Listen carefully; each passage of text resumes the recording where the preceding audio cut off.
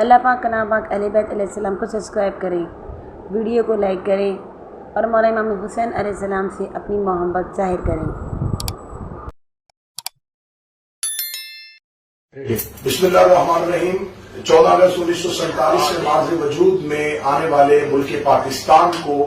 دو قومی نظریے کے تحت بنایا گیا تھا، اور اس قائد اعظم محمد علی جناح رحمۃ اللہ علیہ اور حضرت علامہ محمد اقبال رحمۃ اللہ علیہ کے جو نظریات تھے وہ نظریات یہ تھے کہ ہم ملک پاکستان میں تمام اقلیتوں کو بھی تحفظ دیں گے، اور ملک پاکستان جو ہے وہ لا الہ الا اللہ کی بنیاد پر بنایا جا رہا ہے۔ اس وطن عزیز کی بنیاد جو تھی وہ لا الہ الا اللہ ہے، لیکن بدقسمتی سے یہ ہے کہ اس ملک میں پچھلے عرصہ دراز سے مذہب کو اپنے ذاتی مفادات کے لیے، مذہب کو اپنی سیاسی اقتدار کے لیے استعمال کیا جاتا ہے۔ مذہب کا استعمال کرتے ہوئے اس ملک میں فرقہ واریت کا گھنونا کھیل کھیلا گیا۔ مذہب کے نام پر اس ملک میں بم دھماکے ہوئے، نہ مسجد محفوظ رہی، نہ امام بارگاہ محفوظ رہے، نہ اسکول محفوظ رہے، نہ کالجز محفوظ رہے۔ پھر میرے ملک پاکستان میں افواج پاکستان اور قانون نافذ کرنے والے اداروں نے اپنی گران قدر خدمات پیش کرتے ہوئے بے مثال قربانیاں پیش کی۔ ان بے مثال قربانیوں کے بعد، ان شہداء کے لہو کے بعد آخر وطن عزیز ایک دہشت گردی کی فضا سے باہر آیا، تخریبی عناصر سے باہر آیا۔ ملک پاکستان کو بہت عرصہ تک اس دہشت گردی کا سامنا کرنا پڑا۔ ہم اقوام عالم سے کٹ کے رہ گئے۔ داڑھی دین کی علامت تھی، وہ دہشت گرد کی پہچان بن گئی۔ ہمارا پاکستانی پاسپورٹ جو ہے اس کو قدر کی نگاہ سے نہیں دیکھا جاتا تھا۔ بالآخر ہم نے اپنی بہت سی قربانیاں وہ کسی ایک مسلک نے نہیں دی، وہ تمام مسالک نے دی، وہ تمام ملک کے رہنے والے طبقوں نے دی، چاہے وہ ڈاکٹرز تھے، انجینئرز تھے، افواج پاکستان تھی، پولیس ہے، قانون نافذ کرنے والے ادارے، تمام کی قربانیاں ہوئی، اور آخر ہم نے ملک پاکستان کو اس دہشت گردی کے چنگل سے نکالا۔ لیکن اب بدقسمتی سے پچھلے کچھ عرصہ سے جہاں ہمارے ملک میں معاشی استحصال ہو رہا ہے، جہاں معاشی بحران ہے، جہاں سیاسی بحران ہے، وہاں پر پچھلے کچھ دنوں میں مذہبی بحران پیدا کرنے کی کوشش کی گئی۔ پاکستان میں قومی اسمبلی سے ایک بل جو ہے وہ پاس کیا گیا، اور وہ بل اس وقت پاس کیا گیا جب قومی اسمبلی کا فورم بالکل نامکمل تھا۔ 20 یا 21 ممبران کی موجودگی میں وہ بل بغیر بحث کے پاس کیا جاتا ہے۔ پھر اس متنازع بل کو سینٹ میں پیش کیا جاتا ہے، اور حکومت نے اپنے آخری دن میں جہاں متعدد بل جو ہے وہ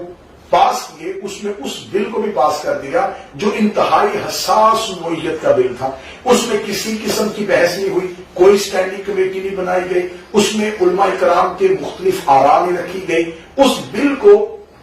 پاس کر دیا گیا، اور پاس کرنے کے فوراً بعد اس کا ایک رد عمل آیا، اور ملک کے مذہبی سنجیدہ طبقوں کی طرف سے پریشان کن صورتحال پیدا ہو گئی کہ اس بل کے ذریعے پھر وہی دہشت گردی، پھر وہی تخریبی عناصر جو مدت سے میرے ملک کو مذہبی فرقہ واریت میں پھینک رہے تھے، دوبارہ وہ اپنی کوشش میں کامیاب ہو جائیں گے۔ لہذا سر جوڑے گئے، اور ملک کے تمام مسالک سے جو دین محمد و اہل بیت محمد علیہ السلام کو، جو دین اسلام اور قرآن کو سمجھتے ہیں، انہوں نے اس بل کی اپنے اپنے انداز میں مخالفت کی۔ وہ قانون توہین کا موجود ہے، لیکن اس میں اضافہ کیا گیا۔ اب اگر اس میں اضافہ کر دیا جائے گا تو بدقسمتی سے میرے ملک میں آج تک توہین مذہب کے جتنے بھی کیسز درج ہوئے ہیں، اگر آپ اس میں ہیومن رائٹس کمیشن کی رپورٹ اٹھا کے دیکھیں تو اس میں آپ کو یہ نظر آئے گا کہ اس میں اکثریت مقدمات اپنے ذاتی مفادات اور ذاتی مخالفتوں کی وجہ سے کیے گئے۔ مذہب کا کارڈ استعمال کیا گیا، یونیورسٹی میں نوجوان کو قتل کر دیا جاتا ہے، سری لنکن مینیجر کو قتل کر دیا جاتا ہے، بینک مینیجر کو ذاتی عداوت میں گولی مار کے توہین کی آگ پیدا کر دی جاتی ہے، بستیوں کو جلا دیا جاتا ہے۔ آج فیصل آباد میں چرچ کو نظر آتش کر دیا گیا۔ یہ ہجوم جو ہے وہ قانون کو اپنے ہاتھ میں لے لیتا ہے، کیونکہ توہین کا